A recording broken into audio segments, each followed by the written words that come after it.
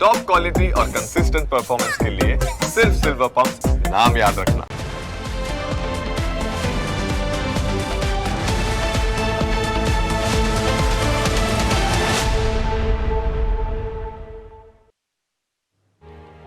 અમદાવાદમાં બનેલી વિમાન દુર્ઘટનાથી આખો દેશ વ્યથિત છે। બધે જ ચર્ચા તો છે ફક્ત દુર્ઘટનામાં મૃત્યુ પામેલા લોકોની।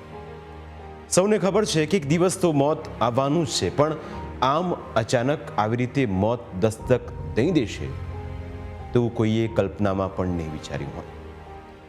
કોઈ લગ્ન કરવા લંડનથી આવ્યું હતું, કોઈ પોતાના સંતાનને મૂકવા માટે આવ્યું હતું, તો કોઈ લંડનમાં પોતાના સ્વજનોને મળવા જઈ રહ્યું હતું, પરંતુ ઉડતા વિમાને બધાની પાંખો કાપી નાખી અને હવે બચ્યા છે ફક્ત સ્વજનોની આંખોમાં આંસુ।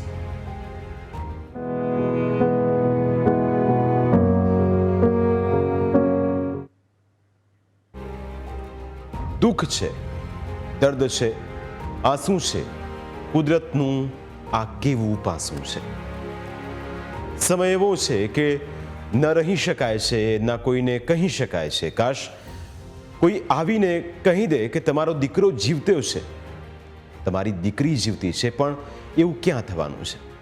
બધા જ લોકો પોતાના પરિવારને રડતા મૂકીને ત્યાં પહોંચી ગયા છે જ્યાંથી કોઈ પાછું નથી આવ્યું। વડોદરાના વાડી વિસ્તારના 25 વર્ષીય ભાવિક મહેશ્વરીનું વિમાન દુર્ઘટનામાં મોત થયું તે વ્યક્તિનું। ભાવિક 5 વર્ષથી લંડનમાં રહીને અભ્યાસ કરતો હતો, સાથે ત્યાં નાની મોટી નોકરી કરીને કમાણી પણ કરતો। તે કોર્ટ મેરેજ કરવા માટે વડોદરા આવ્યો હતો। બુધવારે પણ તેણે કડીની યુવતી સાથે કોર્ટ મેરેજ કર્યા। લગ્ન બાદ તે ખૂબ જ ખુશ હતો। દિવાળીમાં તે પાછો આવવાનો હતો, વિધિ પ્રમાણે ધામધૂમથી લગ્ન કરવા માટે પાછો ફરવાનો હતો અને લગ્ન કરીને પત્નીને પણ પોતાની સાથે વિદેશ એટલે કે લંડન લઈ જવાનો હતો।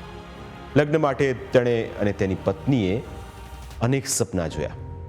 ફોટા પડાવવાથી લઈને તમામ પ્રસંગો માટે તેઓ ખૂબ ઉત્સાહિત હતા।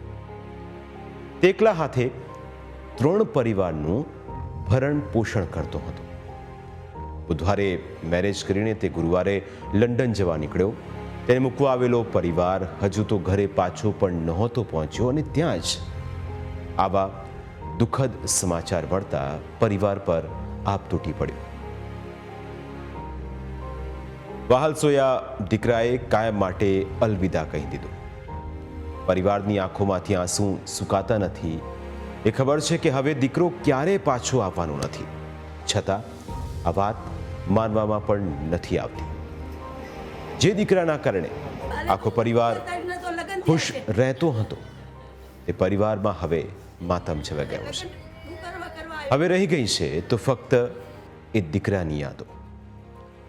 ચોધાર આંસુએ રડી રહેતા ભાવિકના પિતા પડી ભાગ્યા છે।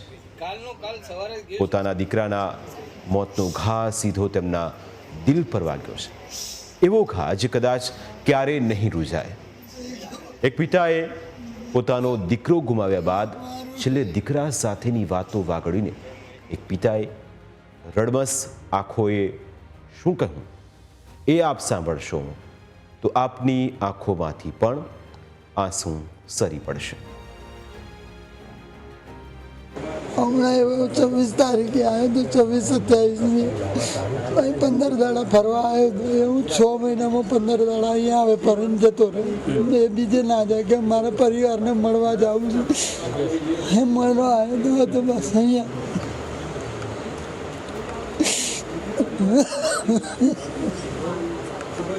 સગાઈ કે લગ્ન કરવાની વાત હતી અને સગાઈ મેં કરેલી હતી અમદાવાદ ભાઈ બાવડામાં। અને સગાઈ કરેલી હતી, તમે તું આવ્યો છે તો તારું કોર્ટ મેરેજ કરાવી દે તો કાગળની પ્રોસેસ પતી જાય, પછી તું પરણીને પછી જોડે લઈ જઈશ। અમારામાં હું કે પરણાયા વગર લઈ ના જવા, કોર્ટ મેરેજ ને ભલે હોય પણ પરણાયા વગર ના લે। 10 તારીખે મેં કોર્ટ મેરેજ કરાવી દીધું। 2 દાડા માટે મારી વહુ પર બી ટીકો લાગી ગયો।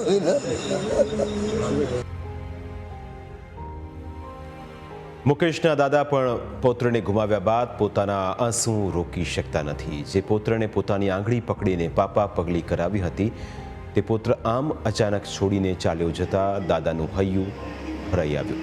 દાદાએ કહ્યું કે દીકરો પાછો આવશે એમ કહીને ગયો હતો, મને મળવા આવશે એમ કહીને ગયો હતો, પણ જ્યારે સાંજે સમાચાર આવ્યા તો તેના દુઃખદ સમાચાર આવ્યા. દાદા એ પોતાના પુત્રની યાદો અને વાતોને યાદ કરીને આંસુ સારી રહ્યા છે. કોર્ટ મેરેજ કરાયા હતા, જેમ કાગજ બધા બની જાવે ને તો પછી કે દિવાળી પછી આપણે લગ્ન લઈ લેશું, લગ્ન ધામધૂમથી કરી લેશું. બધાને ત્રણ પરિવાર પહેલે જ સંભાળતો 25 વર્ષનું લાગણી